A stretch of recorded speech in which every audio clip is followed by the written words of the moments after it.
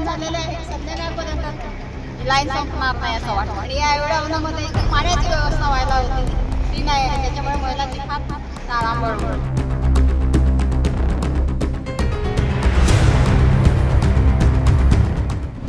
आदिवासी जिल्ह्यात आदिवासी महिलांचे हाल. भांडे संच घेण्यासाठी रखरखत्या उन्हामध्ये आदिवासी भगिनी.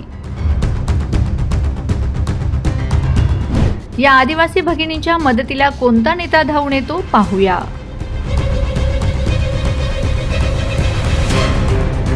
स्वातंत्र्याची अमृत महोत्सवी वर्ष उलटली तरी आदिवासी बहुल नंदुरबार जिल्ह्यात आदिवासी बांधवांच्या नशिबातील हाल अपेष्टा संपत नाहीत. याचे अत्यंत संतापजनक चित्र नवापूर तालुक्यात समोर आले आहे. कामगार कल्याण मंडळाच्या वतीने सुरू असलेल्या भांडेसंच वाटप प्रक्रियेत प्रशासकीय अनागोंदी आणि निष्काळजीपणाचा कळस पाहायला मिळाला. रखरखत्या उन्हात कोणत्याही मूलभूत सुविधांशिवाय शेकडो आदिवासी भगिनींना तासनतास जनावरांसारखे रांगेत उभे राहावे लागत असल्याने परिसरात तीव्र संतापाची लाट उसळली आहे.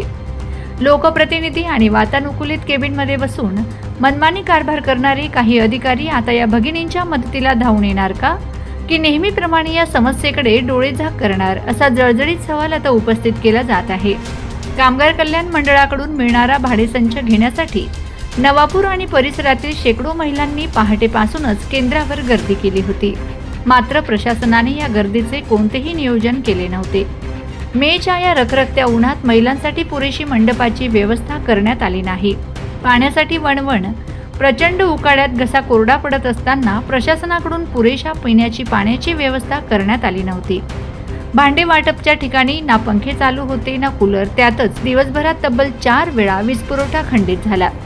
पर्यायी वीज व्यवस्था, इन्व्हर्टर, जनरेटर नसल्याने कार्यालयात गुदमरल्यासारखे वातावरण झाले होते.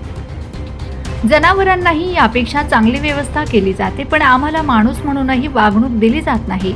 आम्ही फक्त मतदान करण्यापुरतेच सरकारला आठवतो का? रांगेत उभ्या असलेल्या एका संतप्त आदिवासी महिलेची आर्तहाक पाहायला मिळाली. नवी सावरत, मी नवी सावरतची रहिवासी आहे. माझं नाव आहे अनिता अरविंद वरवी. बांधकाम कल्याण मंडळाच्या अत्यावश्यक संचाच्या अपॉइंटमेंटसाठी इथे महिला 8 वाजेपासून थांबलेल्या आहे. बघायला गेलो तर बाकीच्या महिला 5 वाजेपासून आलेल्या आहे. तर 8 वाजेपासून थांबलेल्या असून लाईट ही 3 ते 4 वेळा लाईट गेलेली आहे. त्याच्यामुळे लोक एवढे हैराण झालेले आहे की संध्याकाळपर्यंत लाईन संपणार नाही असं वाटतं. 400 ते 500 महिलांची लाईन होती. आणि या एवढ्या उन्हामध्ये इथे पाण्याची व्यवस्था व्हायला होती ती नाही आहे. त्याच्यामुळे महिलांची फार तारांबळ उडत आहे. तर शासनाने लाईट गेल्यावर पर्यायी व्यवस्था करावी लाईटीची आणि पाण्याची व्यवस्था करावी असं विनंती आहे. माझे नाव रणजित गिरजी वसावे.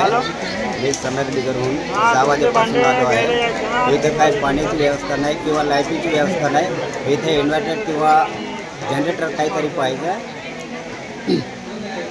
आणि इथं खूप गरमी होत आहे, तर पंखे तरी पाहिजे. माणसांना खूप दिक्कत होत आहे. याची काहीतरी व्यवस्था करावी शासनाने. प्रशासनाने नियोजन शून्य कारभार करत एका दिवशी शेकडो लाभार्थ्यांना बोलावून घेतले. कोणतेही टोकन पद्धती किंवा वेळेचे नियोजन नसल्याने प्रचंड गोंधळ उडाला. अनेक महिला आपल्या लहान मुलांना कडेवर घेऊन या गर्दीत आणि उन्हात उभ्या होत्या. उन्हाचा तडाखा आणि उकाड्यामुळे काही महिलांना चक्कर आली, तर लहान मुले भुकेने आणि तहानेने व्याकुळ होऊन रडत होती.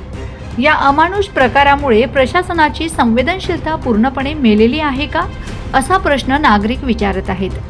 नंदुरबार जिल्ह्यातील आदिवासी समाज हा अत्यंत संयमी, शांत आणि शासकीय कर्मचाऱ्यांचा आदर करणारा म्हणून ओळखला जातो.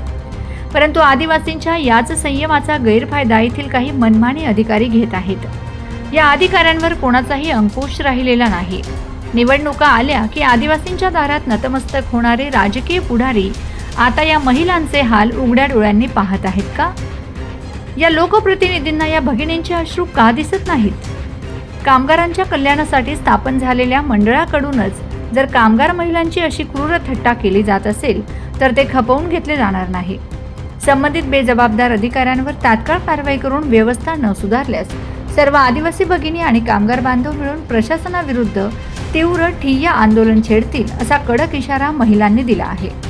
आता या रखरखत्या उन्हात होळपरणाऱ्या आदिवासी भगिनींच्या हक्कासाठी कोणता नेता हिमतीने पुढे येतो आणि या सुस्त प्रशासनाला वठणीवर आणतो, याकडे संपूर्ण जिल्ह्याचे लक्ष लागले आहे. Bureau report Navapur express news Navapur.